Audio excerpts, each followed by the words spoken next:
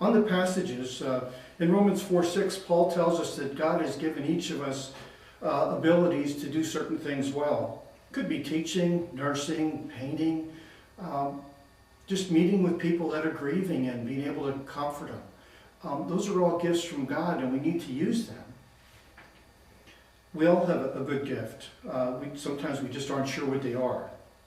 And for me personally, I think it's a sin not to use the gift that God has given you. My talents came from growing up in a poor family. It's interesting, a big family that's poor don't have the money to pay for contractors or for mechanics to do the repairs. So you learn how to do them yourself. And you work on those skills over the years. And I went to night school for many years, honing my skills. And now I can use all this to God's glory. It's exciting. Certainly God has a way of turning unfortunate circumstances, like growing up in a family like that, or many other situations, and turning it into the good that you can glorify Him with. And I'm so blessed to be able to do that, and to recognize that. To recognize where that came from, and what I can do with it now. I want to keep my time free so I can help the people that need my talents, that I can help. The single moms, the elderly, the homeless people. The homeless people, I grew up in Allentown, so I know a little bit about the town and the places where the homeless people are. And my friend of mine is a Marine, and he told me about them. And we went down there to visit him once, and the conditions were just horrendous, and it was wintertime. It was just, and they're real people. And I built up a trust going down there. You have to take little things down, water or some snacks or something for them, and just build up a rapport. And some of them I tried to help move along with their job employment and stuff. But they're out there. Most people are afraid to deal with the homeless. They're afraid they're goofy and they'll get hurt or something. And I have to admit, I was a little nervous the first time. But I didn't get myself in a position where I could be jumped or anything. And it turns out they were great people. Threw a birthday party for one down there. It was her 50th birthday. Took a cake down, and she was tickled pink. It's one thing to go to a homeless shelter and visit the people. It's another thing to go where they live, under the bridges. And it's not for everybody.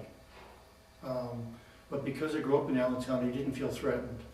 With my talents, I try to stick to necessities of life and not frills.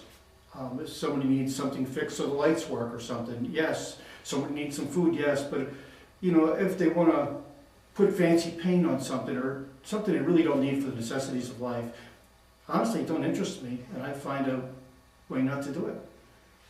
If you say to yourself, well, I'm waiting for time to serve, or when I retire I can serve, or when the kids are growing up I can serve, if you are waiting for time, it's not going to happen. If you don't intentionally schedule time to serve, maybe an hour a month, 2 hours a month, go to a soup kitchen, or help out at the church, or visit a grieving person, something like that. If you don't make it intentional, it's not going to happen. Stop with the excuses. When you have excuses, it's like telling God He's not a priority. But it's not about you. It's about what God wants for you. We need to pray. We need to listen. And then act on that. Spend 15 minutes helping somebody here clean at the church, or 15 minutes or something helping in the office.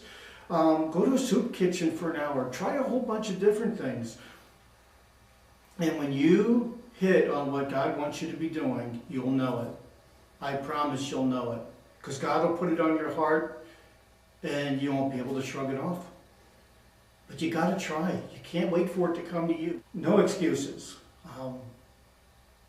God wants us to serve, and we need to do that. Jesus gave His life for us, and we need to give our lives here on earth for Him. So just do it.